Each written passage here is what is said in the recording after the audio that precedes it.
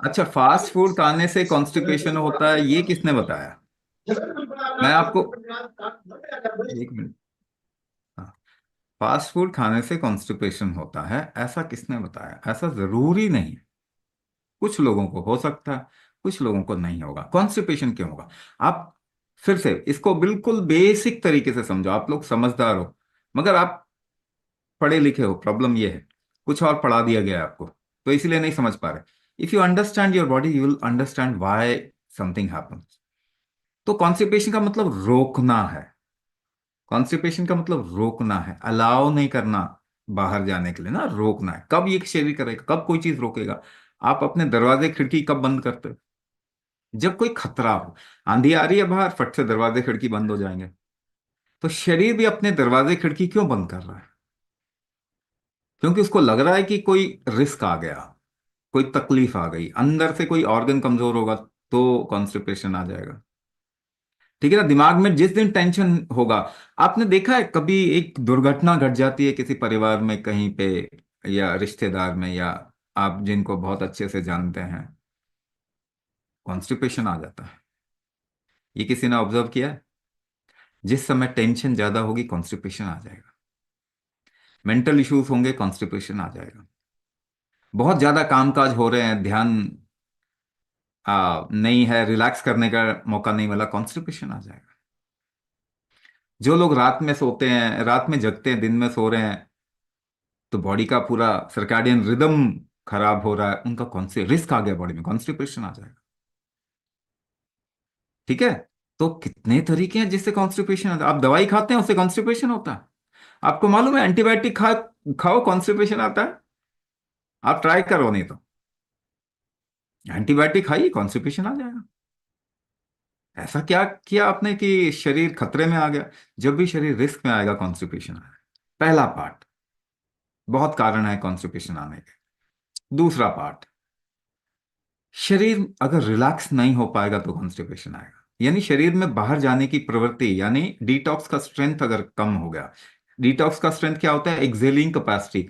Inhale hold exhale में exhale लंबा अगर आप कर पाएंगे, तो फिर आपकी एक्सेलिंग कैपेसिटी ज्यादा होगी, तो रिलैक्सिंग कैपेसिटी होगी। रिलैक्सिंग कैपेसिटी होगी तो कॉन्स्टिपेशन नहीं आएगा। डिटॉक्स स्ट्रेंथ स्ट्रांग होगा तो कॉन्स्टिपेशन नहीं आएगा।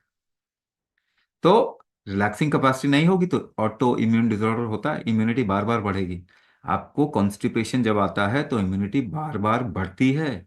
ऐसे लोगों में, क्योंकि रुकावट आ गई, तो हमेशा फ्लो ऊपर की तरफ में जाएगा, ब्रेन को डैमेज करेगा। लंबे समय कॉन्स्टिपेशन किसी को भी होता है तो उसको न्यूरो प्रॉब्लम होगी ही होगी, पार्किंसन जैसी प्रॉब्लम।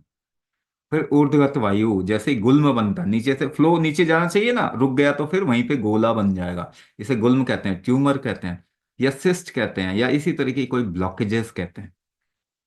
तो कॉन्स्टिपेशन होने से उसके ट्यूमर होने के चांसेस, या कोई जमावट कहीं पे होने के चांस बढ़ते हैं।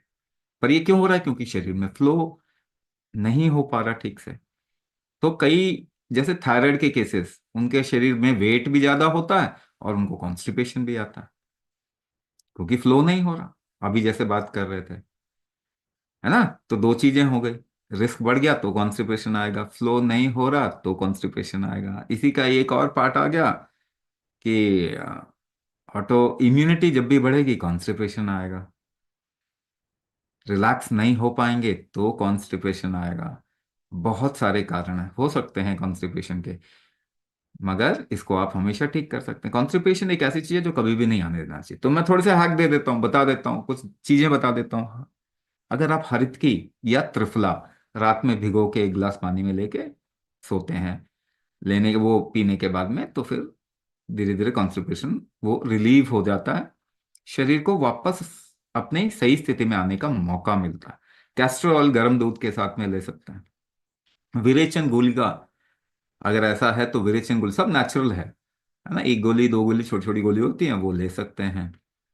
जो क्रॉनिक कॉन्स्टिपेशन के केस है, मतलब 10-15 साल हो गए और ठीक नहीं हो रहा, तो इच्छा भेदी रस थोड़ा सपोर्ट करेगा।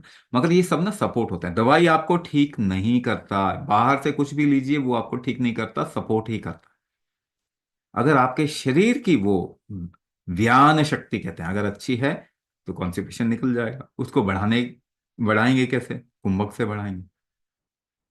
हम डायग्नोसिस इसलिए करते हैं कि आपके शरीर में प्रॉब्लम क्या है, फिर उसके हिसाब से कस्टमाइजेशन देते हैं, कस्टमाइज्ड कुंभक देते हैं फिर सभी को। तो अपने शरीर की शक्ति ही आपको ठीक करती है। कोई दवाई, चाहे वो केमिकल हो चाहे वो नेचुरल हो, कोई भोजन चाहे जैसा भी हो, वो आपके शरीर की शक्ति नहीं बढ़ाता, है ना। तो कुंभक फर्स्ट लाइन ट्रीटमेंट है किसी भी बीमारी का।